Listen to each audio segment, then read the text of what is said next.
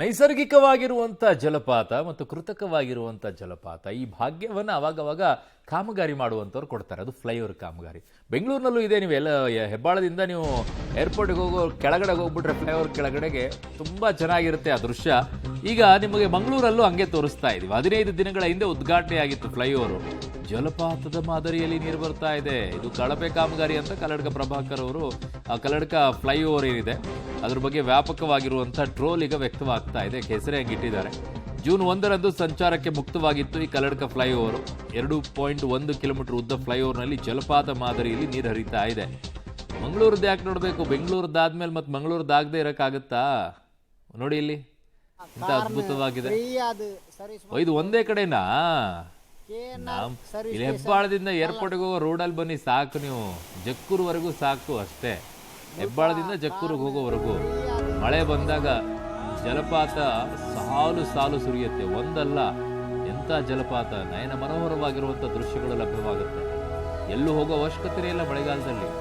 Flyover ಕೆಳಗಡೆ ಹೋಗ್ಬಿಟ್ರೆ ಸಾಕು, ತುಂಬ ಅದ್ಭುತವಾಗಿರುವಂಥ ನಯನ ಮನೋಹರವಾಗಿರುವಂತಹ ದೃಶ್ಯಗಳು ಲಭ್ಯವಾಗುತ್ತೆ. ಕೆಳಗಡೆ ಹೋಗ್ಬೇಕಿದ್ರೆ ನಿಂತ್ಕೊಳ್ಬೋದು ಬೇಕು ಅನ್ನೋ ಅಷ್ಟು ಚೆನ್ನಾಗಿರುತ್ತೆ. ಮಂಗಳೂರಲ್ಲಿರೋದು ಒಂದೇ ಇದು ದೃಶ್ಯ.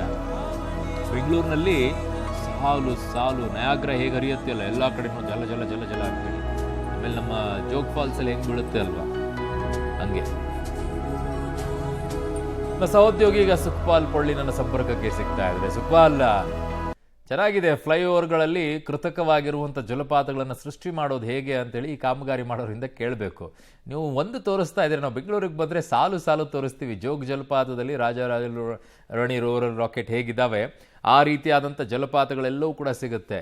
ಇಲ್ಲೂ ಹಾಗೇನಾ ಅಥವಾ ಒಂದೇ ಇದೆಯಾ ಇಲ್ಲಿ?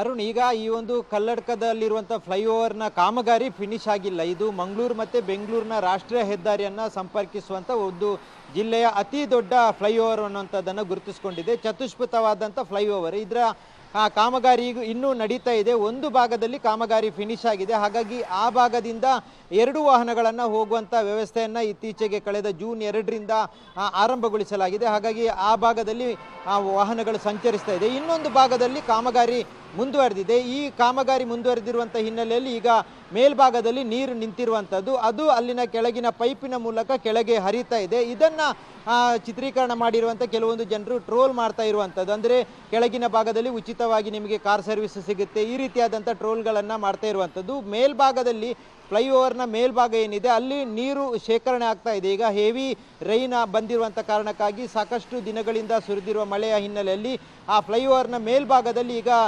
ನೀರು ನಿಂತಿರುತ್ತೆ. ಇದೀಗ ಸದ್ಯಕ್ಕೆ ಕೊಟ್ಟಿರುವಂಥ ಏನು ಪೈಪ್ ಇದೆ ಅದರಿಂದ ಕೆಳಗೆ ಬೀಳ್ತಾ ಇದೆ. ಮುಂದೆ ಕಾಮಗಾರಿ ಫಿನಿಶ್ ಆದಂಥ ಸಂದರ್ಭದಲ್ಲಿ ಅದಕ್ಕೆ ಸಂಪೂರ್ಣವಾಗಿ ಮೇಲಿಂದ ಕೆಳಗಿನ ಭಾಗದವರೆಗೂ ಪೈಪ್ಲೈನನ್ನು ಮಾಡ್ತಾರೆ. ಆ ಸಂದರ್ಭದಲ್ಲಿ ನೇರವಾಗಿ ಕೆಳಗೆ ಪೈಪಿನ ಮೂಲಕ ನೀರು ಹರಿದು ಬರುತ್ತೆ. ಈಗ ಸದ್ಯದ ಮಟ್ಟಿಗೆ ಕಾಮಗಾರಿ ಮುಂದುವರಿದಿರುವಂಥ ಹಿನ್ನೆಲೆಯಲ್ಲಿ ಈ ರೀತಿಯಾಗಿ ಮೇಲ್ಭಾಗದಿಂದ ನಿರಂತರವಾಗಿ ಮಳೆಯ ನೀರು ಹರಿದು ಬೀಳ್ತಾ ಇದೆ. ಈ ಸಂದರ್ಭದಲ್ಲಿ ಕೆಳಗಿನ ಸರ್ವಿಸ್ ರೋಡಲ್ಲಿ ಹೋಗುವಂಥ ಜನರಿಗೆ ಬಹಳಷ್ಟು ತೊಂದರೆ ಆಗ್ತಾ ಇದೆ. ನಿರಂತರವಾಗಿ ಮಳೆ ಬಂದಂಥ ಸಂದರ್ಭದಲ್ಲಿ ಕೆಳಗೂ ನೀರು ಇರುತ್ತೆ, ಜೊತೆಗೆ ಮೇಲ್ಭಾಗದಿಂದಲೂ ರಭಸವಾಗಿ ಈ ರೀತಿಯಾಗಿ ದೊಡ್ಡ ಮಟ್ಟದಲ್ಲಿ ನೀರು ಹರಿದು ಬರುತ್ತೆ. ಹಾಗಾಗಿ ಆ ಸಂದರ್ಭದಲ್ಲಿ ಇಲ್ಲಿನ ಓಡಾಟ ಮಾಡುವಂಥ ವಾಹನ ಸವಾರರಿಗೂ ಬಹಳಷ್ಟು ತೊಂದರೆ ಆಗುತ್ತೆ. ಈ ದೃಶ್ಯ ಈಗ ಸಾಕಷ್ಟು ವೈರಲ್ ಆಗಿರುವಂಥದ್ದು, ಸಾಮಾಜಿಕ ಜಾಲತಾಣದಲ್ಲಿ ಬಹಳಷ್ಟು ಚರ್ಚೆಯ ವಿಷಯವಾಗಿ ತಿರುಗಿರುವಂಥದ್ದು. ಅರುಣ್, ಓಕೆ ಸುಖಪಾಲ್, ನಿಮ್ಮೆಲ್ಲ ಮಾಹಿತಿಗೆ ಧನ್ಯವಾದಗಳು. ಇದು ಈಗಷ್ಟೇ ಅಲ್ಲ, ನಿಮಗೆ ಕಾಮಗಾರಿ ಪೂರ್ಣವಾದ ನಂತರವೂ ಕೂಡ ಹೀಗೆ ಇರುತ್ತೆ. ಅದಕ್ಕೆ ಬೆಸ್ಟ್ ಎಕ್ಸಾಂಪಲ್ ಬೆಂಗಳೂರಿನ ಹೆಬ್ಬಾಳ್ ಟು ಜಕ್ಕೂರ್ವರೆಗೂ ಸಾಕು.